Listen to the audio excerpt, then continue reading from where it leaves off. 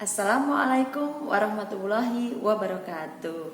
Hai, bagaimana kabarnya anak-anak semua?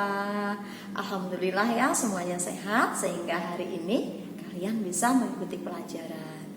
Selamat berjumpa kembali bersama Miss Nunu di mata pelajaran IPA tema 5 kelas 4 tentang cahaya dan sifat-sifatnya. Sebelum kita mulai pelajaran hari ini, mari kita berdoa terlebih dahulu. Berdoa dimulai.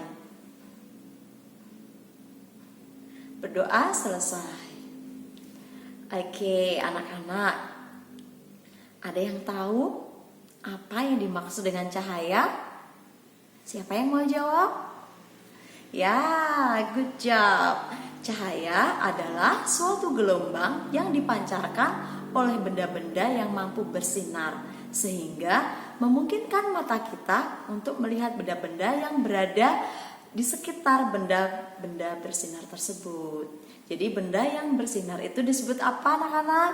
Ya, benar, disebut sumber cahaya. Jadi sumber cahaya adalah benda-benda yang bisa atau benda-benda yang Oke.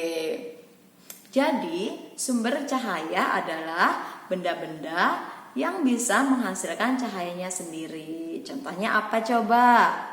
Ya, lampu yang dinyalakan, api, dan matahari. Itu adalah contoh sumber cahaya. Kalau dari makhluk hidup, contohnya apa yang kalian tahu? Benar, kunang-kunang. Kemudian kalau di pantai kita sering lihat kan, ada ubur-ubur sisir, ada plankton dan alga yang membuat pantai itu nampak bercahaya.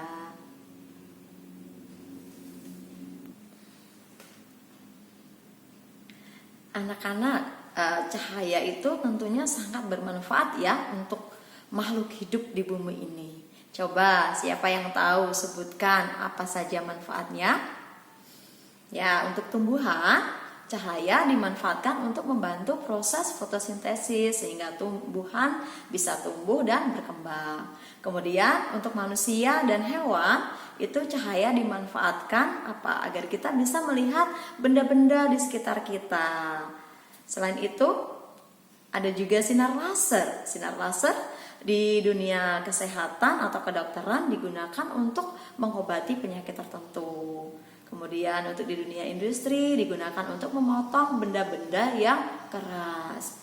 Di dunia hiburan sering kita lihat kan anak-anak ya, sinar laser itu digunakan untuk seni pertunjukan. Ada dance laser juga ya. Iya.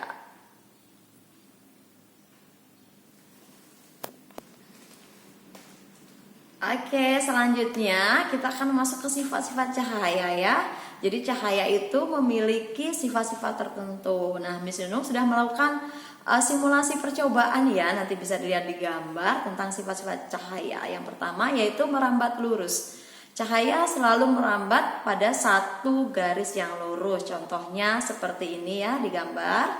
Oke, cahaya senter yang disorotkan ke kardus yang diberi lubang di tengahnya. Nampak cahaya melalui celah itu ya, bisa dilihat cahaya merambat lurus.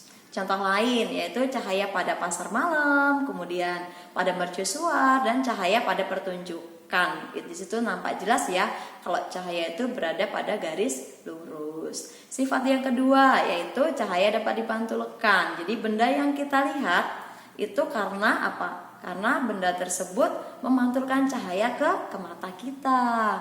Nah, pemantulan itu ada dua jenis ya, pemantulan teratur dan pemantulan tidak teratur. Yang teratur itu ketika cahaya mengenai permukaan yang rata. Contohnya ada di gambar ini, kita lihat pemandangan gunung ya, yang dari air ya, biasanya kalau airnya jernih, airnya rata dan jernih, bening, tenang gitu ya, maka bayangan yang dihasilkan akan sama, gunungnya nampak jelas benar-benar sama.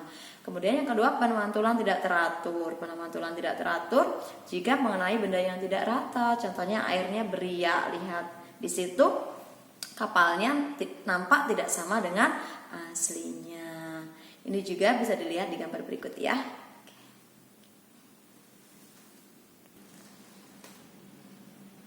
Selanjutnya, cahaya dapat menembus benda bening. Contohnya, senter yang diserotkan pada gelas bening, terlihat cahayanya bisa menembus benda bening ya. Contoh lain, kita bisa melihat ikan di akuarium yang bening. Itu karena cahaya dari luar mengenai benda bening tersebut, kemudian cahayanya memantul ke mata kita. Sifat yang keempat yaitu cahaya dapat dibiaskan. Ketika cahaya melalui media atau zat dengan kerapatan yang berbeda, maka apa? Cahaya akan berbelok atau cahaya akan tampak patah, dan ini disebut dengan pembiasan. Bisa kita lihat di gambar, ini contoh percobaannya. Pensil yang dimasukkan ke dalam gelas bening ya, di situ terlihat pensilnya nampak patah, maka itu disebut pembiasan.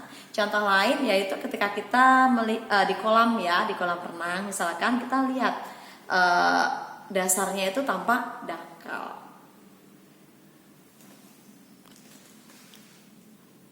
Dan yang terakhir yaitu sifat cahaya. Cahaya dapat diuraikan. Sebenarnya cahaya putih itu terdiri dari warna mejiku, hibiniu ya, merah, jingga, kuning, hijau, biru, nila, dan ungu. Jadi ketika cahaya, contohnya di gambar ini, ketika cahaya masuk ke prisma kaca akan diuraikan menjadi banyak warna. Nah, contoh lain yang kita temui di kehidupan sehari-hari. Ayo, apa? Sebutkan. Benar sekali ya.